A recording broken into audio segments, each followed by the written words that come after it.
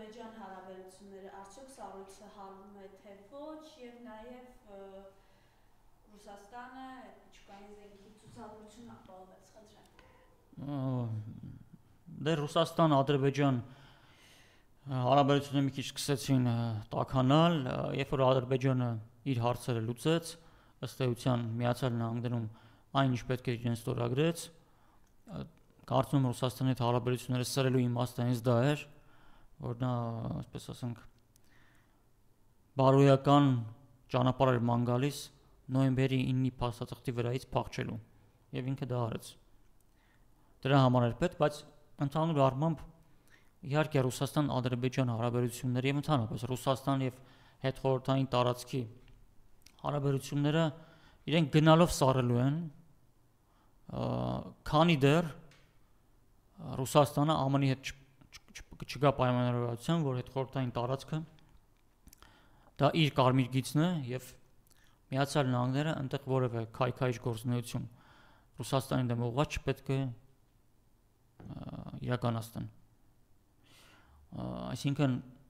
Արևմուտքը շարունակելու է աշխատել հետխորհրդային տարածքի երկրներում եւ իրենց աստիճանաբար պոկել Ռուսաստանից, կտրել կապերը, թշնամացնել։ Մեկի հետ ավելի արագ է ստացվում դա անել, մյուսի հետ ավելի դանդաղ է ստացվում, բայց իրենք շարունակելու են, քանի դեռ ԱՄՆ-ն եւ Ռուսաստանը չգան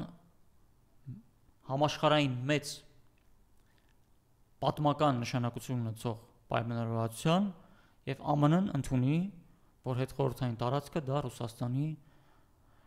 պատասխանատվության եւ ազդեցության գոտին է եւ ինքը այնտեղ անելիք չունի։ Նկատի ունեմ այնպիսի անելիք, որը որ սպառնալիք է Ռուսաստանի համար։ Բայց ԱՄՆ-ի հետ պետք է խոսել միայն ուժի լեզվով, ինքը այլ լեզու չի հասկանում։ Եվ Ռուսաստանը այդ լեզվով խոսում է։ Ռուսաստանի նախագահ Վլադիմիր Պուտինը ըստ էության խայծ տվեց Տրամպին, եւ Տրամպը այդ խայծը կուլ տվեց։ Երբ որ նա հայտարարեց Ռուսաստանի նոր ստրատեգիական միջուկային զինատեսակների փորձարկման մասին, հաջող փորձարկման մասին, դրանից հետո Տրամպը ինչ արեց։ Նա ասաց, որ իրենք պետք է նախապատրաստեն միջուկային փորձարկում։ Այսինքն Տրամպը կերավ Պուտինի տված խայծը, որտեղ ցանկացած քննարկում ԱՄՆ-ի եւ Ռուսաստանի միջև, որը վերաբերվում է ռազմավարական միջուկային զենքին, աշխատում է ի վնաս Միացյալ Նահանգների։ Այդ քննարկման մեջ Միացյալ Նահանգները պարտված են դուրս գալու։ Ինչու՞։ Որտեղ երբ որ Ռուսաստանի հասարակությունը տեսնում է, որ նման քննարկումներ են ընթանում, որ Ռուսաստանը ունի նորագույն զինատեսակներ եւ նման բաներ, այդ հասարակությունը հպարտությամբ է լցվում, որ իմ պետությունը նման զինատեսակներ ունի։ Հա, ինքը հասկանում է, որ հակառակորդն էլ վատ զենքեր չունի եւ միջուկային պատերազմ կարող է լինել, բայց դրանից Ռուսաստանի հասարակությունը չի վախենում։ Հա, ինքը ասում է թող խփեն, մենք եք խփենք։ Այնքան պատերազմներ են տեսել ռուսները հայրենական, ով ասես եկել է փորձել է իրենց հողի վրա իրենց գրավել, իրենք դրանից չեն վախենում։ Երբ որ ամերիկյան հասարակությունն է սկսում կարդալ, որ ինչ որ միջուկային զենքի փորձարկումներ, որ հնարավոր է ռազմական բախում լինի միջուկային զենքով,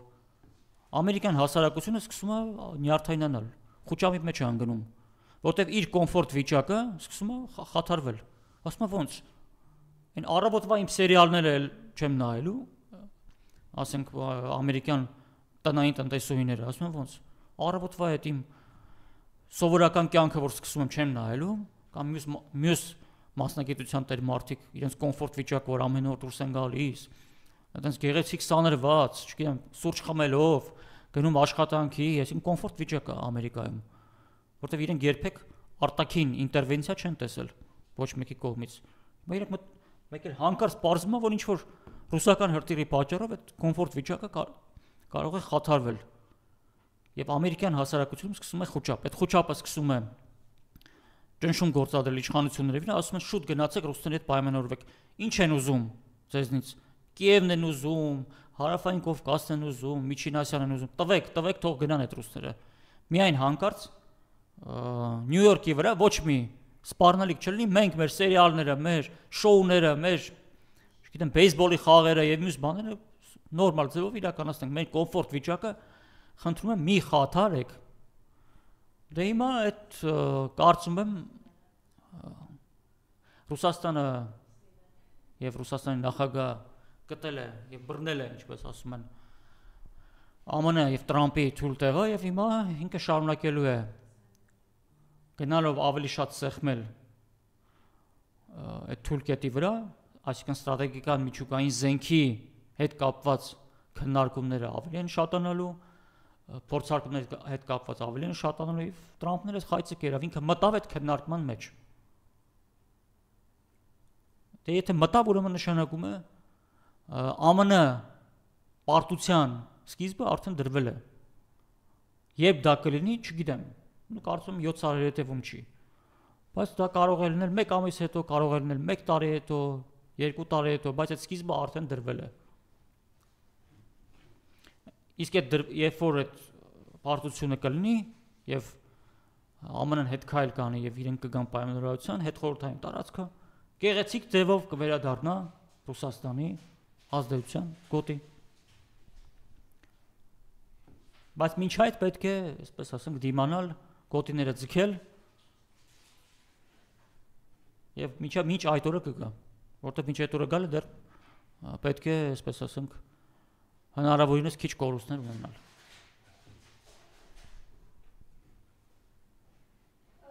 Եվ վերջում եկեղեցու վրա այս արշավը, որ իրենք իրականացնում են, մինչև անգամ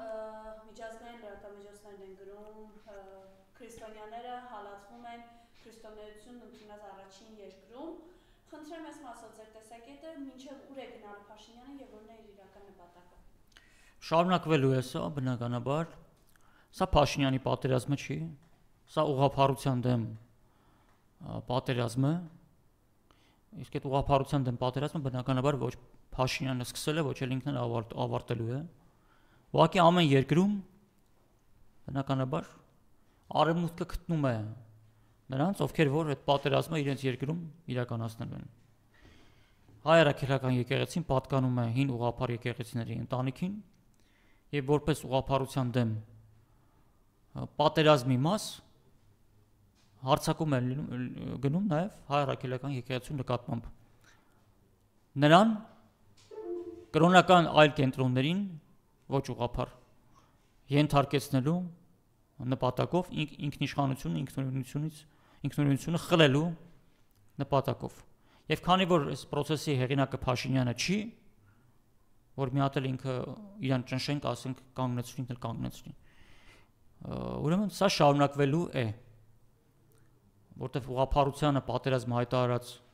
երկրները չեն կանգնելու ոչ մի բանի առաջ։ Փաստը մնում է փաստ, որ Հայաստանում արդեն նախադեպ է, որ մի քանի բարձրաստիճան հոգևորական թեմերի առաջնորդներ բանտում են, եկեղեցու պարակտման սերմերը դրված են արդեն, եւ ըստ էության հասարակությունը պատշաճ ձևով չի դիմադրում սրան։ Հա, կա դիմադրող զանգված, բայց դիմադրությունը այնքան չի, որ process-ը կանգնեցնի։ Հետևաբար տեստեր են անելու, ասենք սրբազաններին նստացրեցին, արձագանք չկա։ Լայն արձագանք նկատի ունեմ։ Նրանք ովքեր որ դիմադրում են, երեկ էլ են դիմադրում, այսօր էլ։ Խոսքը նրա մասին է լայն արձագանք։ Կաթողիկոսի դեմ ամենավերջի բառապաշարով արշավ է գնում, արձագանք չկա։ Եկեղեցին պարակտում են, արձագանք չկա։ Դե այսինքն տեսնում են ամեն քայլը անում են եւ արձագանք չկա, ուրեմն շարունակելու են այդ քայլերը անել։ Ուկրաինայում արդեն հարց է բարձրացվում Ուկրաինայի ուղղափառ եկեղեցուն օրենքով արգելելու մասին։ Այնպես որ հավաքական արևմուտքը, որ այս process-ի գլուխն է, ինքը կանգ չի առնելու իհարկե։ Մի բան իրեն կկանգնեցնի Ռուսաստանը, վերջ։ Այսինքն այս եկեղեցու դեմ արշավը կկանգնի միայն մի դեպքում, երբ Ռուսաստանը առավելության կհասնի Միացյալ Նահանգների նկատմամբ, Միացյալ Նահանգները կընդունեն, որ հետխորհրդային տարածքը Ռուսաստանի պատասխանատվության գոտին է, ազդեցության գոտին է, ինքը չպետք է այնտեղ քայքայիչ գործունեություն իրականացնի եւ իր դաշնակիցները բնականաբար նոր այդ ժամանակ կկանգնի։ Այնպես որ պատրաստվում ենք նորանոր, ասես ասենք, process-ների եւ հարձակումների։ Բայց ցույց չի, որ մարդիկ ինչպես են արձագանքում է գնում է այդ աղանդավորական ծիսակարգերի եւ մարդիկ չեն գնում ցույց տալով նաեւ իրենց զվանքերը։ Հարցը ինչի ինչքան են գնում։ Միգուցե քիչ են գնում։ Բայց այն, որ այդ փաստը արդեն տեղի է ունենում, դե սրբազաններ են նստած, կաթողիկոսի դեմ վերջին բառապաշարով արշավ է ընթանում, այն փաստը, որ դա արդեն կա, դա արդեն ինչ որտեղ պարտություն է մեզ համար, որտեղ դա ինքնին Հայաստանում այդ երևույթները չպետք է լինեին առհասարակ։ Հարցը ինչի, որ այնտեղ տասնյակ հազարավոր մարդիկ են գնացել այդ այսպես կոչված պատարակին։ Հարցը այն է, որ այդ փաստը եղել է։ Եթե հայ հասարակությունը չուզենար դա, այսինքն զգային իշխանությունները, որ եթե դա անեն, մասսայական մեծ դժգոհություն ալինելու, իրենք դա չէին անին։ Իրենք զգացին, որ ըստ էության հասարակության մեծ մասը զբաղված է իր առօրյա հոգսերով, աշխատանքով, վարկերով, չգիտեմ, ուսումով, հանգստով եւ մյուս բոլոր բաներով, իրենք ասում դելով, եթե այդպես է, հա դա ինչ որ մասը ընդվզում է, հա։ Բայց դա ինչ, այսինքն իրենք այդ ընդվզող մասին հավասարակշռում են իրենց քարոզչությամբ։ Դե քանի որ լայն հասարակական մեծ ճնշում չկա, որ ժողովրդը չհասկացանք, այս ինչ է կանում այս եկեղեցու նկատմամբ, կաթողիկոսի նկատմամբ, այդքան մարդիկ գնացել են այդ եկեղեցիներում սրբազանների կողմից պսակադրվել են, երեխաներ են կնքել։ Ըստ էության, եթե ճիշտը խոսենք, հասարակության արձագանքը այնպեսին չի, որ ոնց որ մենք կուզենայինք, որ լիներ։ Ցավոք սրտի։ Դե հիմա բնականաբար օգտվելու են։ Եթե ձեզ թվում է, որ Ուկրաինայում ի սկզբանե ամենասկզբից տասնյակ հազարավոր մարդիկ էին գնում այդ պարակտման process-ին մասնակցում, ոչ։ Այնտեղ էլ աստիճանաբար սկսվեց, 10 հոգի էին գնում, Ուկրաինացիները ասում են, դե լավ, դե ինչ պիտի 10 հոգի մարդ է գնում։ Հետո աստիճանաբար դա մեծացավ, process-ները ուժ գնացան, արևմուտքը տարբեր տեսակի լծակները ստեղծեց, ուժեղացրեց, հետո բերեց հասեց այսօրվա վիճակին, այսինքն ամեն ինչ սկսում է փոքրից։ Եվ երբ որ այդ սերմը դնում են ու հասարակությունը կտրուկ ձևով այդ սերմը չի քոքից պոկում, ոչնչացնում։ Դե ուրեմն այդ սերմը դնողները տեստ են անում։ Մի քայլ արածին ամեն ինչ արձագանք եղավ։ Այդքան էլ բուրըն արձագանք չկար։ Ուրեմն անում են հաջորդ քայլը։ Հաջորդ քայլը արածին, էլի արձագանք չկա։ Երրորդ քայլն են անելու։ Քանի որ տեսնում ենք արձագանք չկա, իսկ դժվար թե 1 տարում կամ 1 ամսում, 1 տարում կամ 2 տարում հրաշք տեղի ունենա ու հանկարծ մեկ էլ ինչ որ քնեն արտնեն, ասեն ոնց ախր էս ինչ են անում, ճնշենք, մեծ ճնշում գործադրենք չանեն։ Այնպես որ սա շարունակվելու է ցավոք սրտի։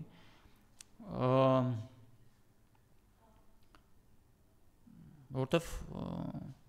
արևմուտքը այդպես է ուզում։ Հայաստանում էլ ուժ չեն կարողանում գտնել քաղաքական ուժերը, որ